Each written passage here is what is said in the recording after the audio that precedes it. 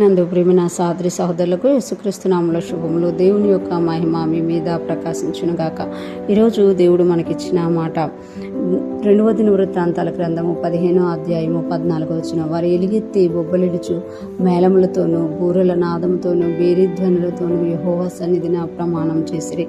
ఈ మాటలు మనము దినవృత్తాంతాల గ్రంథంలో చూస్తున్నాము. ఇక్కడ మనము వారు అని అంటే ఎవరు అనేది చూస్తే ఆశారాజు పరిపాలన చేస్తున్న దినాల్లో ఆశారాజు ఒక ప్రమాణం తీసుకొని వచ్చినట్లుగా మనము చూడగలుగుతాం. ఇశ్రాయేల్ అందరితో కూడా ఆయన ఒక ప్రమాణం తీసుకొని వచ్చారు. అదేంటి అనేది మనకు తెలియాలి అని అంటే మనము పైన వచనాన్ని ఒకసారి గమనించాలన్నమాట. 12వ వచనం చూస్తే పూర్ణ హృదయంతోనూ పూర్ణ ఆత్మతోనూ తమ పితరుల దేవుడైన యెహోవా యొద్ద విచారణ చేయదు. మరియు పిన్నలే గాని పెద్దలే గాని పురుషులే గాని స్త్రీలే గాని ఇశ్రాయేలీల దేవుడైన యెహోవా యొద్ద విచారణ చేయని వారికి అందరికీ మరణం విధించదు మరియు నిష్కర్ష చేసుకొనిరి.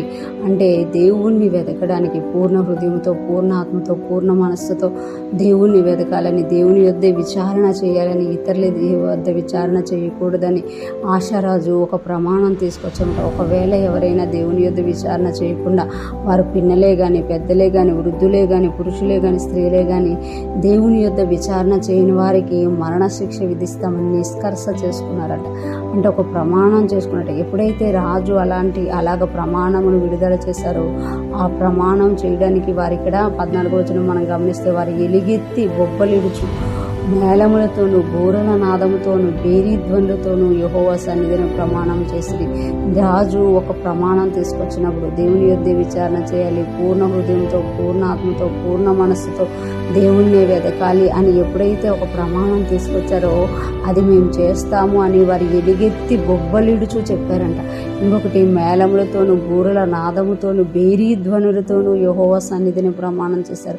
అంటే మేము అలాగే దేవుని యొద్ద విచారణ చేస్తాం, దేవునికి మా పూర్ణ హృదయంతో పూర్ణ ఆత్మతో పూర్ణ మనస్సుతో దేవుణ్ణి వెతుకుతాము, పిన్నలేమి పెద్దలు అందరం దేవుని యొద్దే విచారణ చేస్తాము, దేవుణ్ణి వెతుకుతాము అని ఎలుగెత్తి బొబ్బలిడుస్తూ ప్రమాణం చేశారట. బేరీధ్వనులతో ప్రమాణం చేశారట, మేళములతో బూరధ్వనులతో ప్రమాణం చేశారట. అంటే అంత సంతోషంగా వాళ్ళు ప్రమాణం చేశారట. అలాగ వారు ప్రమాణం చేసినందుకు దేవుడు వారి విషయంలో ఏం చేశారని అంటే నెమ్మది కలగ చేసినట్లుగా మనం చూడగలం. 15వ వచనం చూస్తే ఇలాగ ప్రమాణం చేయబడగా యూదా వారందరూ సంతోషించిరి. వారు పూర్ణ హృదయంతోనూ ప్రమాణం చేసి పూర్ణ మనసుతో ఆయన్ను వెదికి ఉండిరి గనుక యెహోవా వారికి ప్రత్యక్షమై చుట్టూనున్న దేశస్థులతో యుద్ధములు లేకుండా వారికి నెమ్మది కలుగ చేసెను.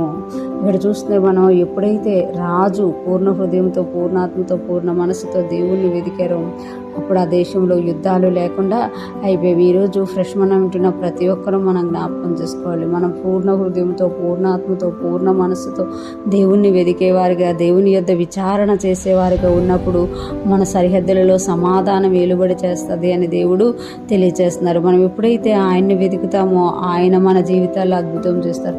వాళ్ళు ప్రమాణం చేయడానికట వారు ఎలుగెత్తి బొబ్బలిడుచు మేళములతోనూ బూరధ్వనులతోనూ బేరీధ్వనులతో ప్రమాణం చేశారు. అంత సంతోషంగా వారు దేవుని సన్నిధిలో ప్రమాణం చేశారట. మనము కూడా సంతోషంగా దేవుని సన్నిధిలో ప్రమాణం చేసి దేవుని కొరకు జీవించినప్పుడు దేవుడు మన జీవితాల్లో కూడా గొప్ప వాటిని చేసే దేవుడుగా ఉన్నారు. అటువంటి గొప్ప కృప మన అందరికీ కలుగునుగాక. మనం కూడా మన పూర్ణ హృదయంతో పూర్ణాత్మతో పూర్ణ మనస్సుతో దేవుని యొద్దే విచారణ చేస్తూ ముందుకు సాగిపోదుముగాక. ఆమేన్.